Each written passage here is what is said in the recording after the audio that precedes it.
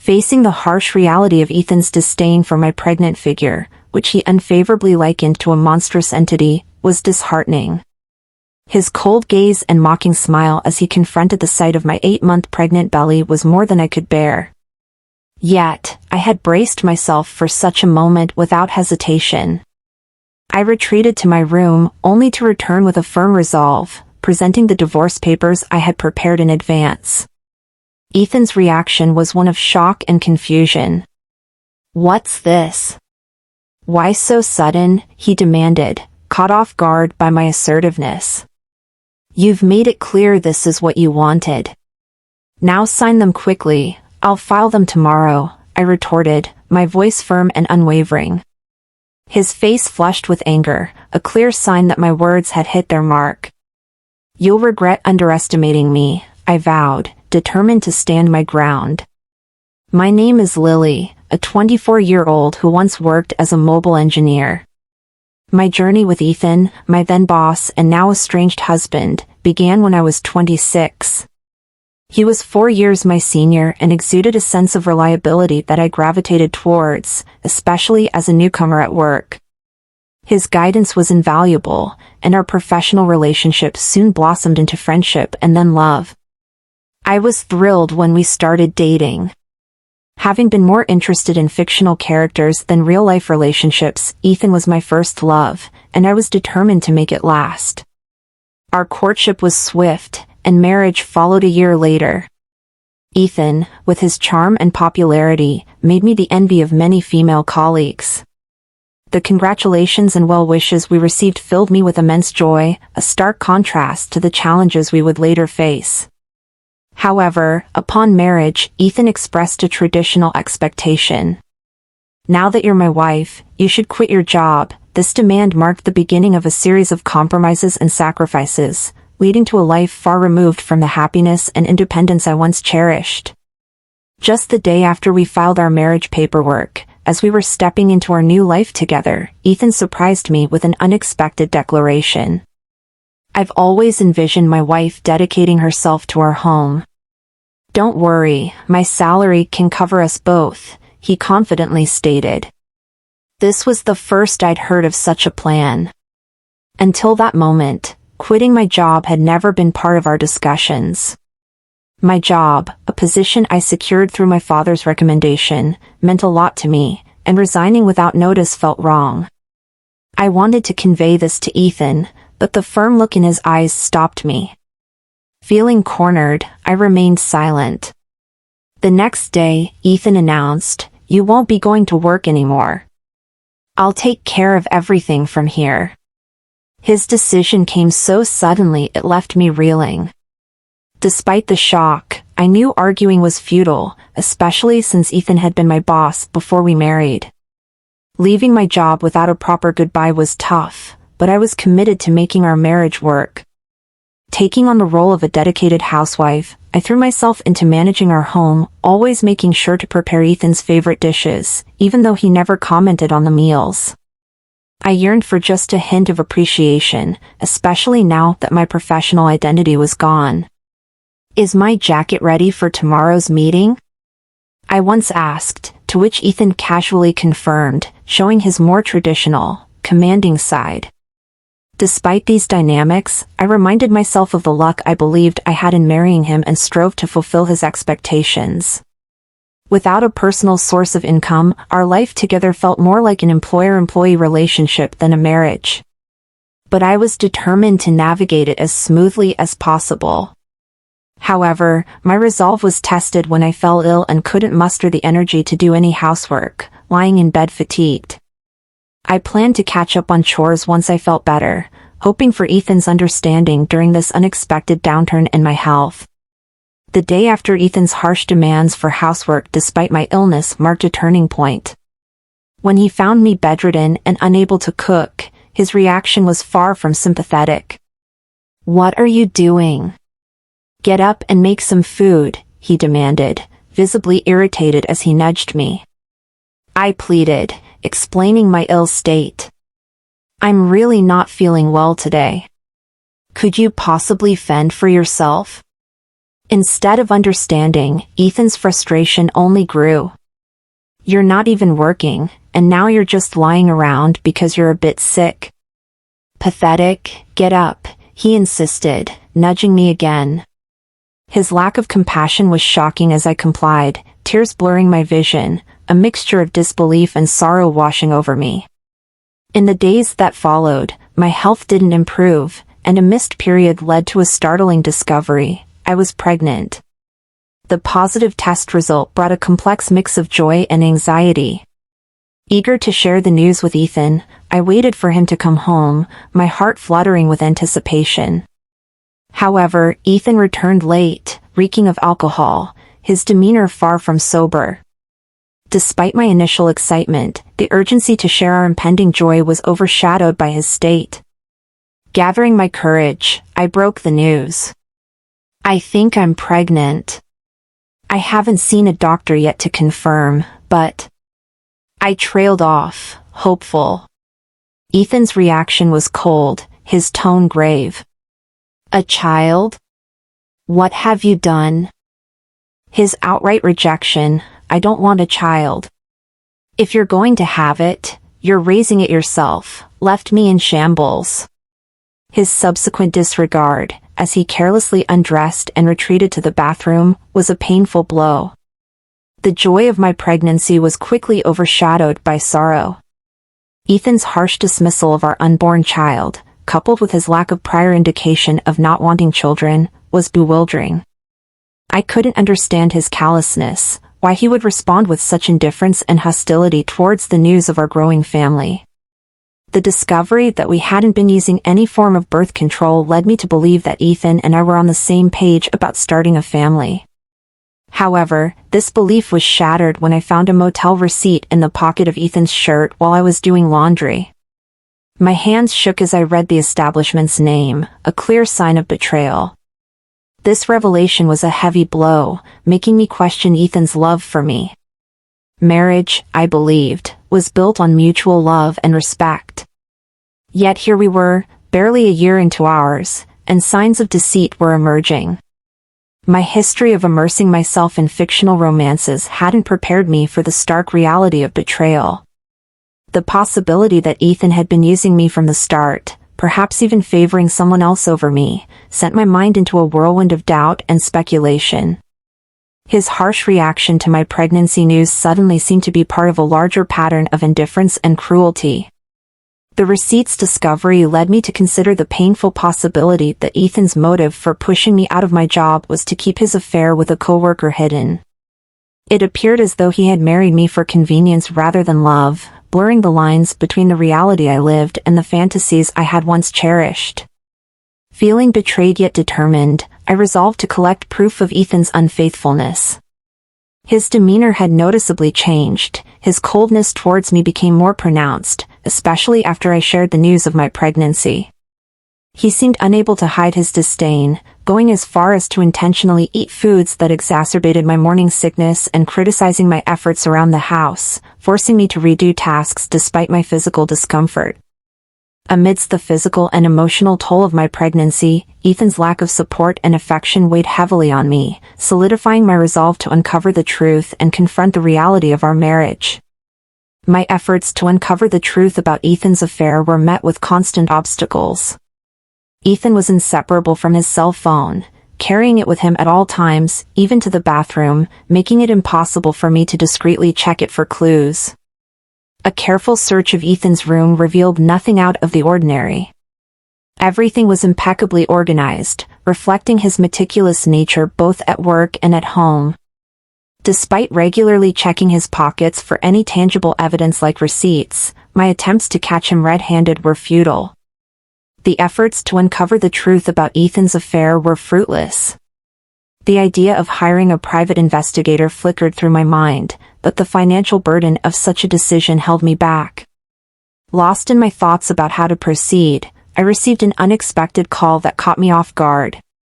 It was from my father, a man who seldom reached out due to his demanding schedule. "Hello, it's me, your dad. How are you?" he asked. Surprised by his call, I couldn't help but question the timing. Dad, what's up? Aren't you swamped with work? I replied. He assured me that his team was handling things well, giving him a rare moment of respite. My father, the CEO of a successful company in Luxembourg, had always prioritized his work, leaving little time for family interactions throughout my childhood. However, his dedication was something I had come to admire. Curious about the reason for his call, I pressed for more details. What he shared next left me in shock. The revelation was unexpected and difficult to believe at first. Is that really true? I asked, seeking confirmation.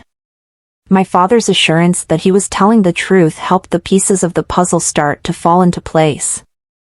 I felt a mixture of relief and gratitude for his support. Thank you, Dad. I'll do my best, I responded, feeling a renewed sense of determination. The knowledge I gained from my father brought a mix of elation and anger. The ongoing issues with Ethan, who remained distant even during my pregnancy, fueled a growing resentment towards him. As the months passed, our relationship continued to deteriorate, reaching a breaking point when I was 8 months pregnant.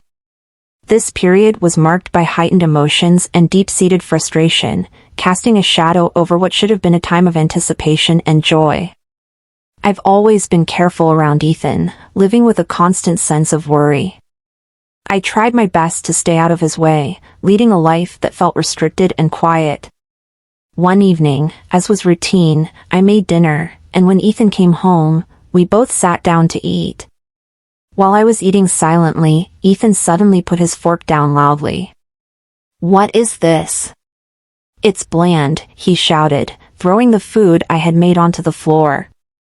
Confused by his sudden anger, I tried to understand what was happening. Feeling upset that the food I prepared was thrown away right in front of me, I couldn't help but feel a rising anger inside me. Ethan had been complaining about my cooking for a while now, saying it was tasteless. Since I was pregnant, I had been using less seasoning to ensure the meals were healthier for everyone, thinking it was a small change until our baby was born. If he thought the food was too plain, he could have simply added some salt himself. Why did he have to make such a scene? Just as I was about to express my feelings, Ethan sneered and said something cruel. "I don't want a woman who looks like that. You're going to have to raise the kid on your own," he said, glaring at my pregnant figure with disdain and a mocking grin on his face. I had feared this moment might come, even though I had hoped for a better outcome. Quickly, I went to my room, grabbed a document, and came back to confront him. "All right, here are the divorce papers," I told him, presenting the papers to Ethan. His expression changed to one of surprise as he stuttered, "What the heck?" Suddenly, Ethan seemed taken aback by my insistence. "What's this all about so suddenly?" he asked, surprised. "It was your idea, remember? Now please sign it quickly, I'll file it tomorrow," I calmly explained. In truth, I had been considering ending our marriage for a while, especially after suspecting Ethan of being unfaithful.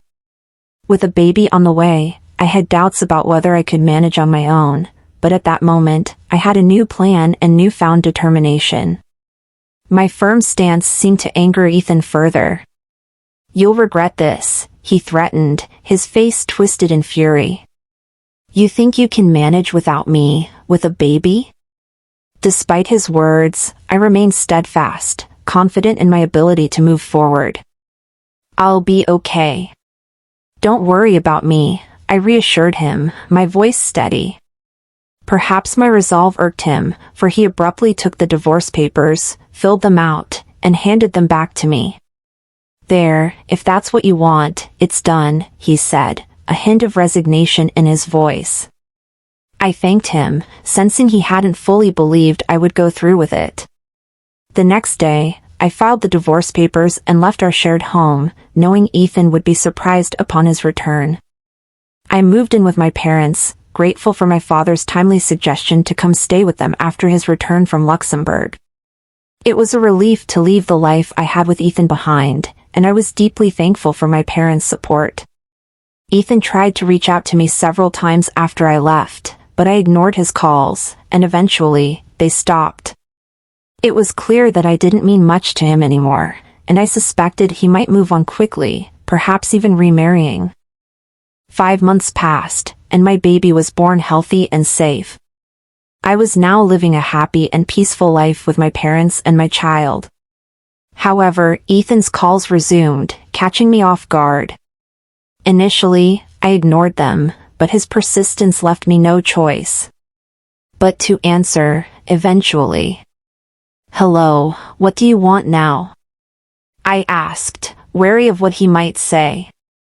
"Hey, what's going on? Why were you on that show? And since when were you the daughter of a CEO?" Ethan's questions caught me by surprise, but I was already moving on with my life, far removed from the turmoil of our past. With a fortune worth millions, Ethan was caught off guard. He had stumbled upon a TV segment featuring the extravagant lifestyle of my family, sparked by my father's position as the CEO of a leading global tech firm. After I moved back with my family, a television crew had approached us, drawn by my father's notable role. They showcased the opulent life we led, hinting at our family's wealth being around $15 million. Little did I expect Ethan to catch this broadcast, underlining the wide reach of television. "Oh, by the way, I hadn't mentioned, but I have assets totaling $35 million from an early inheritance. That's partly why I felt confident proceeding with our divorce," I revealed. This inheritance from my father had bolstered my decision, enabling me to envision a stable future post-divorce. I remained composed, having anticipated such a reaction from him. "It seems the TV show only made you think about money," I remarked. "But remember, gifts from parents aren't subject to division between spouses. And let's not overlook your actions." Confused, Ethan pressed for details. "What are you implying?" he questioned. I had reached my limit with his denial and anger. "You're the one who reached out, Ethan. You can't play the victim here. You were unfaithful with your new partner from your company, no less. You started seeing her even before we ended things," I countered. Ethan was visibly taken aback by my knowledge, which I had learned through my father. My dad, well connected within Ethan's company through his acquaintances, had been informed of Ethan's affair. "I never thought I'd learn about it." "Did you?" "My father has his ways, and it didn't take long for him to find out about your infidelity," I explained, finally feeling a sense of control over the situation. My newfound independence and the information I had armed myself with shifted the power dynamics in our conversation, revealing the true extent of Ethan's betrayal and my resilience. I never brought it up before, but I decided it was time to talk about child support. Ethan, still refusing to face reality, objected, "This is a joke, right? Why should I pay child support? You decided to have the baby, and you let the housework slide. This is all on you." Hearing Ethan blame me without acknowledging his own faults was astonishing. It reaffirmed my decision to leave him. He even had the audacity to say, "I'm broke. My wife has spent everything I earned, and now I'm buried in debt." His attempt to gain sympathy only fueled my resolve to never engage with him again. Holding my phone tightly, I responded, "What are you even talking about? Do you hear how absurd you sound? I never want anything to do with you again. My lawyer will handle the child support. Don't call me again, and forget about seeing the child." Without waiting for a response, I hung up, blocked his number, and took a deep breath of relief, hoping that would be the end of any communication with Ethan. Just then, the sound of my baby crying reminded me of the immediate priorities in my life. Despite Ethan's initial resistance, he began making child support payments each month. A former colleague shared that Ethan's new partner was quite the spender, leading him to cover his expenses with debt. It seemed his attempts to claim part of my inheritance were driven by financial desperation. Now, with his expenses outstripping his income, Ethan found himself struggling. His decision to start job hunting only after leaving his previous employment plunged him further into hardship. This news, although relayed through a colleague, didn't stir any sympathy in me. His past behavior, marked by harsh words and a cold attitude, remained unforgettable. I believed he was facing the consequences of his actions. Meanwhile, life with my parents was fulfilling. With the support of my hardworking father, who hinted at passing the company to me, I felt ready to take on new challenges. Embracing the role of a parent and preparing to step into a leadership role in my father's company, I looked forward to a future free of financial concerns, embodying the diligence and resilience of my father.